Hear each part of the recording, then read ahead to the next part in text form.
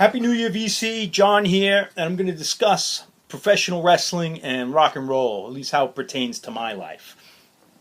When I was a kid, I was a big fan of wrestling, really big. Like I watched everything I could, and this would be like the 70s, probably the late 70s to the early 80s, and I was a big fan. I remember even my little sister, and we used to watch it all, and I went to some of the matches when I was lucky. My parents took me to some matches, and I ate the whole thing up. But it taught me a lot of lessons in life that I didn't realize at the time. But like to be able to buy into this whole alternate universe or this alternate world, alternate reality with larger than life characters, with fake storylines, and just all this, like I guess like alternate reality helped me with rock and roll, like to have this whole suspension of disbelief and be able to travel into different worlds and to buy into them or to understand.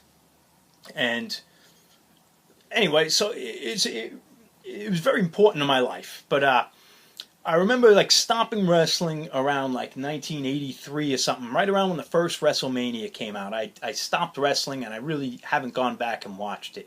And I remember like wrestling was like this lowbrow working class thing, and it was like almost like a cult phenomenon where there's only certain kids into wrestling, and when they were really big into wrestling, and most anyone else couldn't care about it. But around like that 1983, I want to say, it started getting commercial and big. And I remember Hulk Hogan was in Rocky 3, and then the kids at school started watching wrestling, and Cindy Lauper started coming in, and they had WrestleMania 1 came out, and I think it was on like pay-per-view or cable or something. And I grew up, I didn't have cable, so I couldn't watch it, and like kids down the street watched it, and everyone saw it but me. And that was right around when I ditched it. I said, like, this is not the old wrestling I know. And it was probably the first time I felt something, and I was a kid, and the first time I felt something jump the shark or got cheesy or corny, it was no longer cool. And I probably didn't even realize that was the reason at the time why I ditched it. But that lesson had stuck with me, and I learned to understand when things got lousy or went past their prime.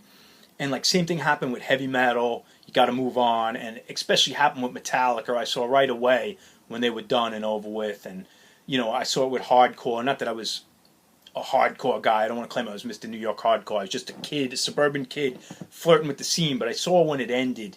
What I figured the era ended, and I saw it even to an extent with rockabilly, and I just always felt I got to move on when something gets too big or too commercial or is no longer on the ground. I'm not saying that's a good thing, but that's just something I felt with wrestling. There was something that was special, which was no longer special. So that was like a lesson I learned.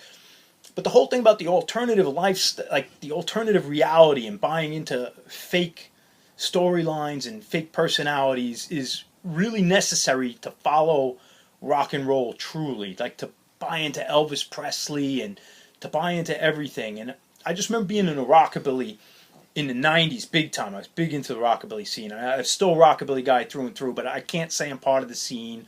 I'm a dad now. I'm middle-aged. I can't get overseas. I can't go to all the festivals and shows, and I don't play anymore. But there was a time when I would just dress in vintage clothing 100% of the time. We used vintage instruments. We recorded in vintage studios with the old techniques, and all my furniture was antique furniture. We all had old cars, and I would shave with antique razors and shaving kits, and everything was 100% 1950s Americana. And we used to travel around with like 1940s luggage whenever we toured or went somewhere, and everyone would do this. And if you're in the closed circle, that's all you knew, and it was a great world to live in.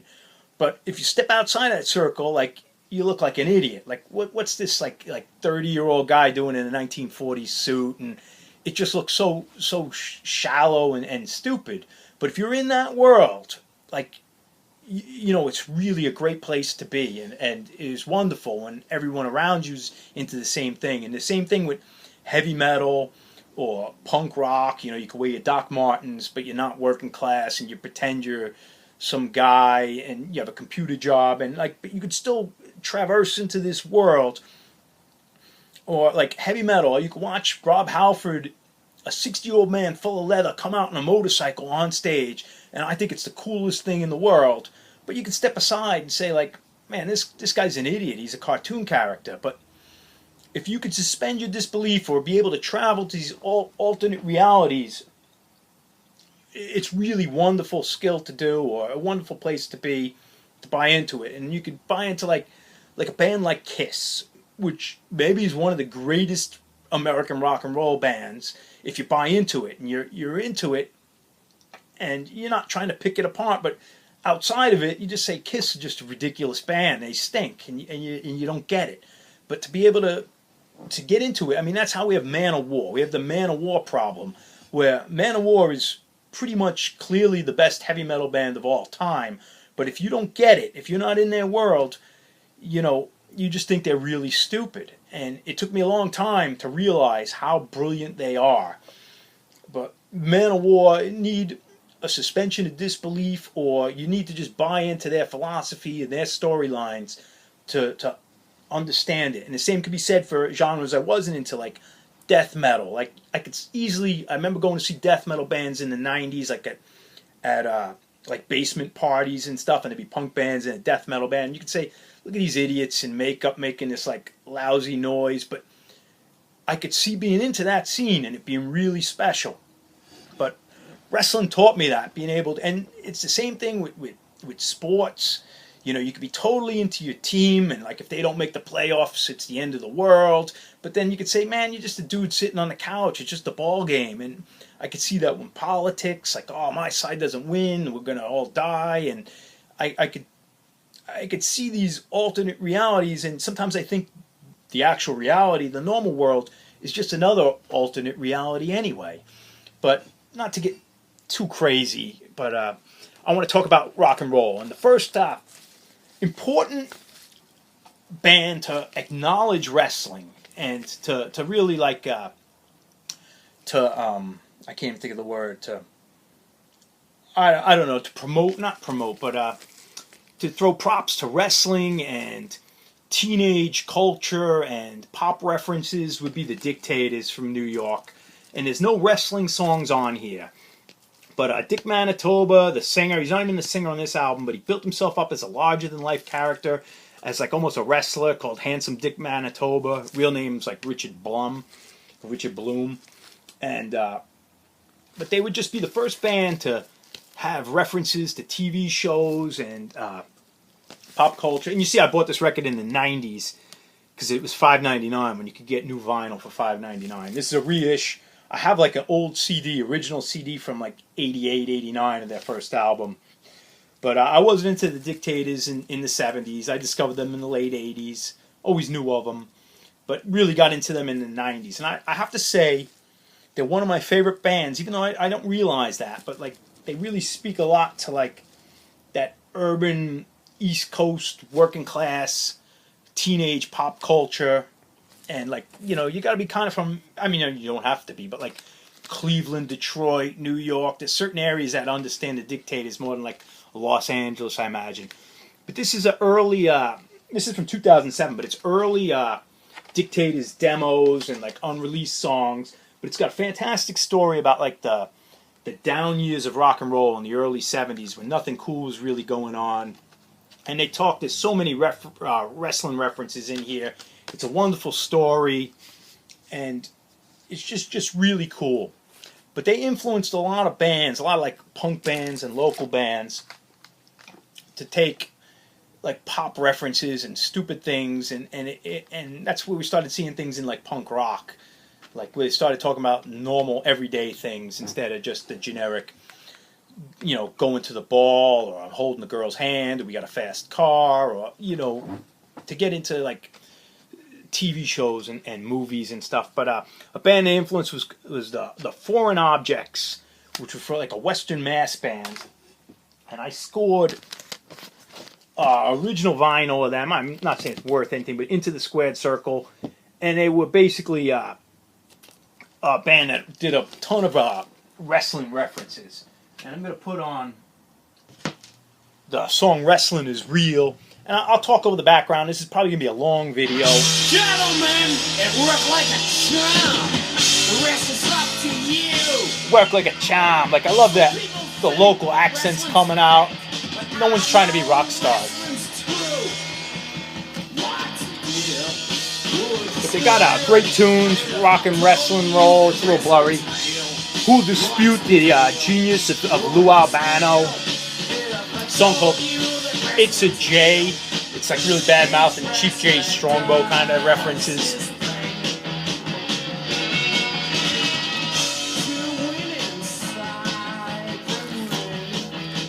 And I'll just let this play because it's going to be more like needle drops. And if you're not into wrestling, this is probably not your video. You can skip on. But I got an old punk rock magazine from number 11 from New York, and it just really has that whole. It's hard to explain, but that cheap, disposable American culture throughout it, which you really didn't see before this. Great interview with John Cale. But in here, I think this is spread on the Dictators.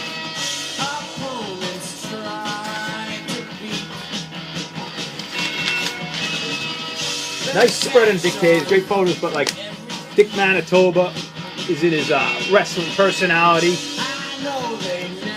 with the mask.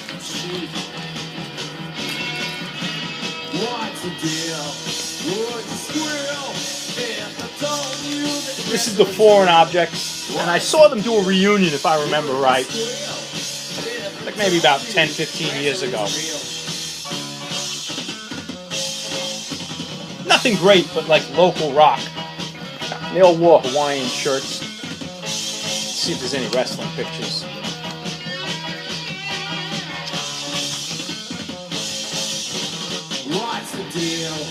No wrestling pictures. So they got a song called Sergeant Saunders. What was that? Combat TV show. Here you go. Baseball is fake, football is fake, boxing is thrown, tennis is rigged, highlighter's fake, basketball's fake, but wrestling's real. Every last minute of it. Wrestling's real. I'll put on Who dispute the genius of Captain Lou Albano? Who'll dispute the genius of Lou Albano? Well, anyway, I got some stuff. When I had a job and I worked with a coworker who was really into wrestling. He was younger than me, but he gave me all his old wrestling dolls. So I'll show these. Maybe they'll be the thumbnail for the video. But I got my favorite, Freddie Blassie, and I do have a cane somewhere. But these weren't mine. I got these years later.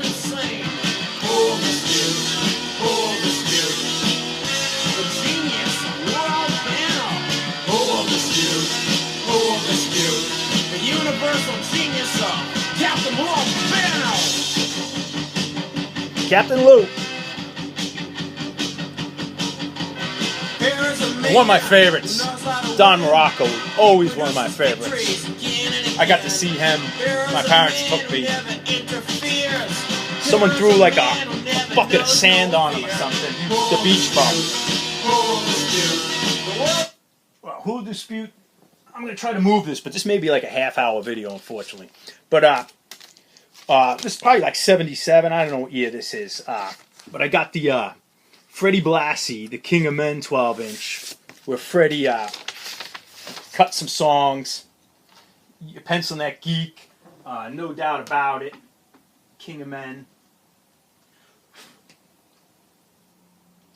Let's see. I'll let this play in the background. This was on Rhino Records, and is Freddie Blassie, and this is right around when that movie Breakfast with Blassie came out. Some great pictures. But I have his biography. I recommend, if you get that cheap, Freddie Blassie's biography. I should have brought that up. It's in the basement. Wonderful history of wrestling.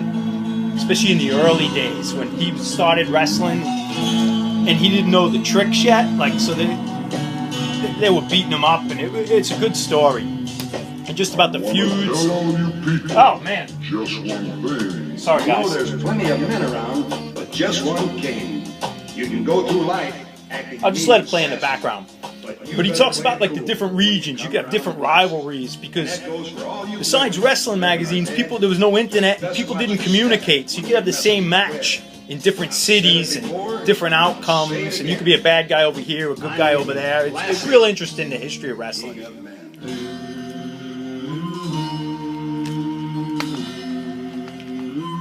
People probably know this one, but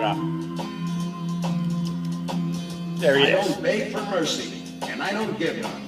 If you're looking for trouble, I'll loan you some. So just step right up if you're itching for a fight. Next thing you know, pow, out go the lights. Yeah. If you're lucky, you'll walk All away right. like some kind of man. There's someone called Wade Curtis and the Rhythm Rockers.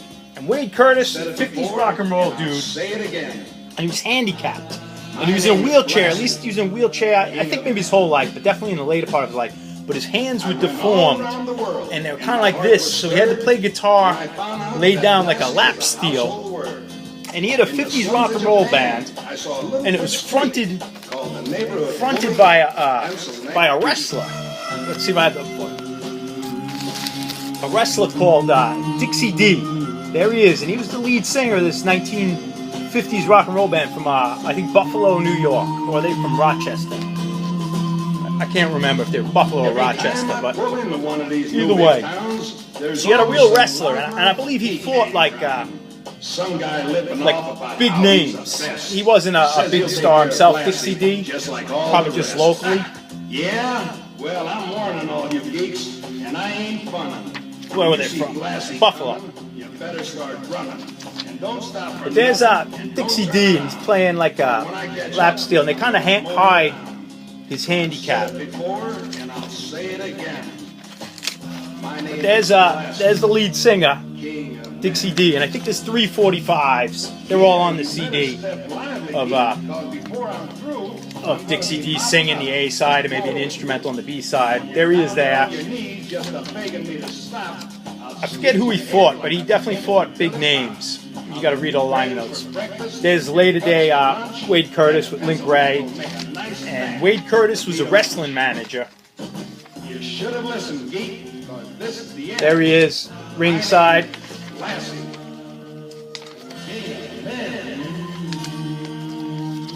And there he is as his manager. Like, just great stuff. Really cool. There he is. I think he got a wrestling award in 1993. But you see, unfortunate handicap. But like another crazy, like larger than life character.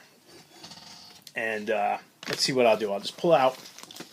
I'll pop on. Hello, you lucky people. This is Freddie Blassie. Oh, yeah. 5 times.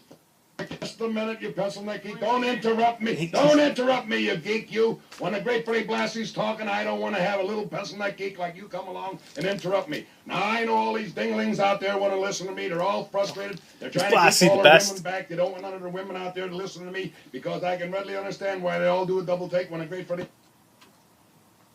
But anyway, I got a local band here from, I think, Seattle called Rancid Vat. And I'll throw on their cover of Pencil Neck Geek by Freddie Blassie. I'll just let it play in the background. But this is a great cover from 1985 punk rock, local band. I call bands local bands if their followings are bigger in their local area than like the rest of the world combined. So if you have like 1,000 fans in your local area but only 600 in the rest of the country, you're a local band. And once it reverses, then you become a real band or a national band. But Rancid Vat, and great cover for 1985 with the Hammer and Sickle, Nikolai Volkov. And there's a couple covers. They do an Elvis cover, but there's fantastic Blassie there. And the original song itself, it's actually a pretty good record. But check out the back cover. Rule Breakers Rule, and they got all the heels on it. The Road Warriors, Kevin Sullivan back when he was a Satanist. Just fantastic. Precious Paul. And cool pieces, 1985, like punk rock and the heels. I love the bad guys, rooting for the bad guys. Like when I was a kid, I started liking the good guys, and obviously as soon as you get a little older, the bad guys are way cooler. A big wrestling reference. A big wrestling reference song would be NRBQ with Captain Lou. And this song called Captain Lou, and it has Lou Albano on it, NRBQ. And I'd say this is like 1980. I should have looked up when this is. Yeah, I don't know what year this is. I figure like 81 or something. But Lou will get on talking. Captain Lou Albano. The only other thing wrestling I had that I can't find, I have an 8x10 of Abdullah the Butcher. And he's all bloody. It's great original 8x10, but I can't find it. And another song I don't have, but one of the earliest wrestling songs was Blue Oyster Cult there. Before they were Blue Oyster Cult, they were Soft White Underbelly, or they were Stalk Forest Band. I can't remember the name of the band. But they have a song maybe called Monkey's Paw, but it mentions Killer Kowalski's in the chorus, and that's like a great... It's on the CD reissue of the first record, it's like demos. But Killer Kowalski, great chorus about him, and worth looking up. I think it's called Monkey's Paw, Monkeys. But Killer Kowalski was he owned a liquor store in Massachusetts, and I just saw his autographed picture at the Chinese restaurant. There's an old 1950s Killer Kowalski autographed on the wall. Yeah, I'll just go this real quick. The very first wrestling reference in any song would be by the Novas in like 1964. They did the song The Crusher about the wrestler, The Crusher. And it's like do the hammerlock, do the eye gouge, and it's a garage rock classic. It's on the first, I believe the first Back from the Grave comp. And this is a reissue of the 45. And the Cramps covered it, The Crusher. One of the first wrestling references.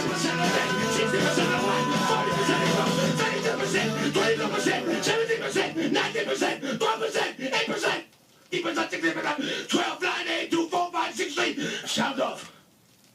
Alright. So I have that. And then I want to talk about the Mighty Ions, which I have in the CD, yes.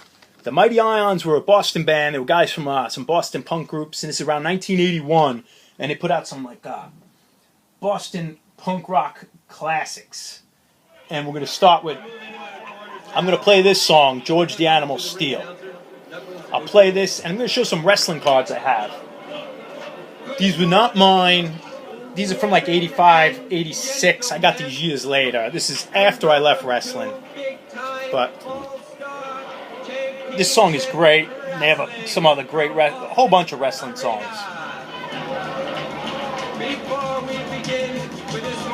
I'm sure I lost most viewers, but there's like 3 or 4 that dig this stuff. That reminds me of Farley, Big John Studd.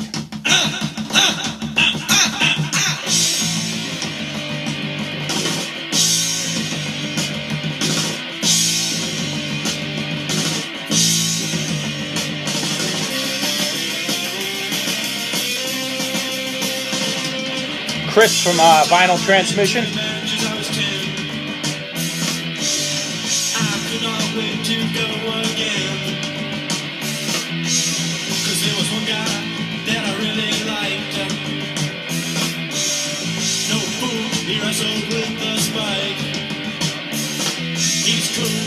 Oh, here we go. Perfect.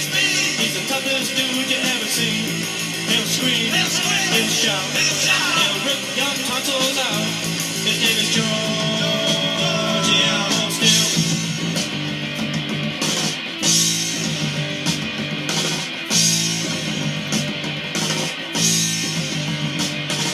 Fort Londorf.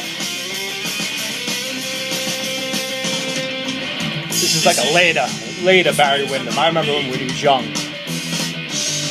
Turnbuckles for him out of a tree. With Luke standing by his side. Merry Christmas. There's never any lack of pride. Yeah, he's cool. He's mean. He's the toughest dude you ever see. He'll scream. He'll shout. He'll rip your tonsils out. His name is George Steel.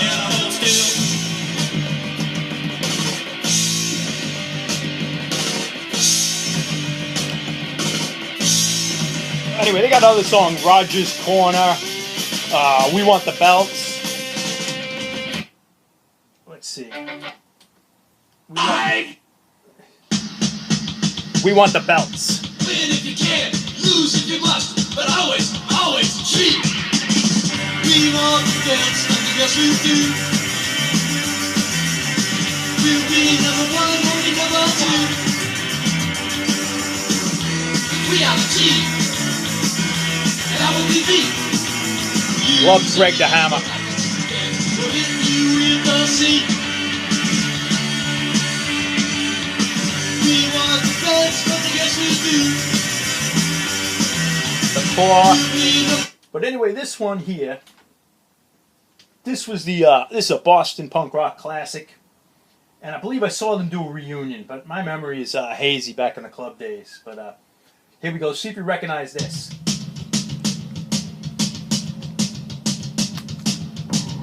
And I'll show you the pictures. This is the Mighty Ions. Guys from the Unnatural Acts Boston band. I think they used to play with the Dictators. This is 81. Something's facing to the ground. Won't stop till he has the belt. This is so good.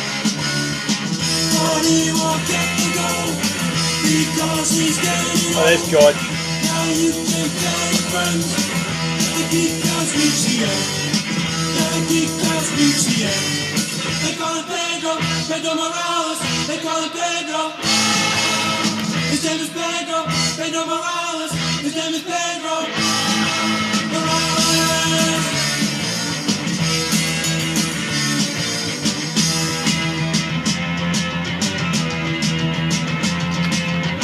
Next week with Stephen King. That won't mean anything. He's just a dime a dozen whip. They didn't like Pedro Morales in Boston. Politically incorrect. They call him like a grease ball. And really fantastic. I'll let this tune play out. I wonder when Pedro's going down. They call him Pedro Morales. They call him Pedro. His name is Pedro Morales. His name is Pedro Morales.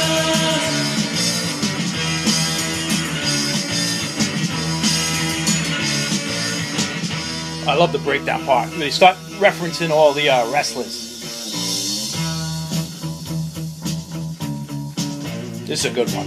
Now it's 1984. Vince McMahon is lying on the floor. All of Pedro's Tony Gurria, one of my favorites. He's Italian from Australia. Leo might know him. He's like old school 50s wrestler. Tattoos.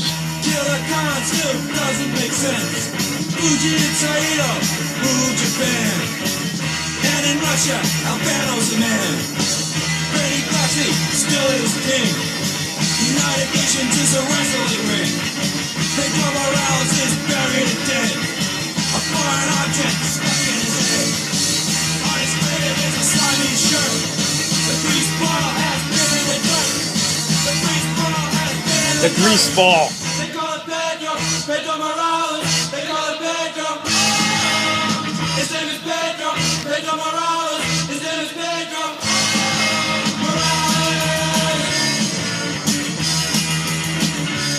Well, anyway, that's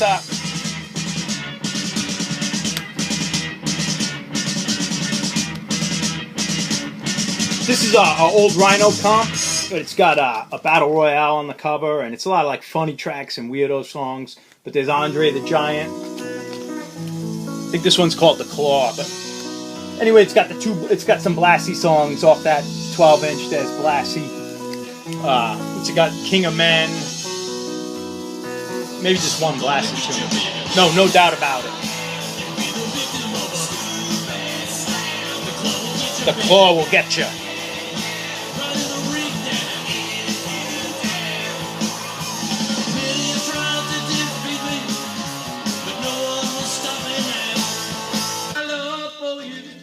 Here's what I'm going to end with.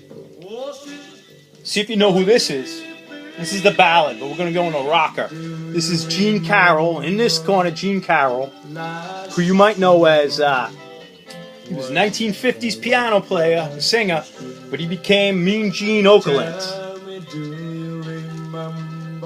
And this is a nice reissue. There's a young Mean Gene Okerlund. And he's going to do like a real Jerry Lee Lewis rocker. And I'll let that play out. This is ending. But this is fantastic, Mean Gene Okerlund. Good like rockabilly. And I can hear his voice.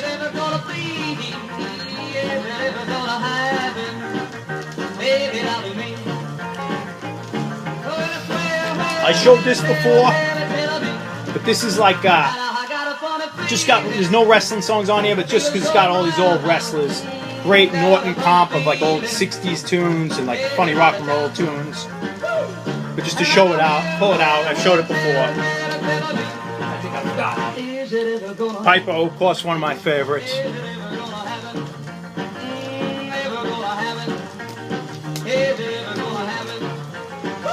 Anyway, there's Mean Gene Okerlund. We'll get in. There's a great guitar break. And that's about it. I'll try to do like a year update maybe. I don't know. But hopefully some of the people, I realize none of my 200 subscribers are like this, but there's got to be about 5 or 6 wrestling fans. All right. Cheers. See you later.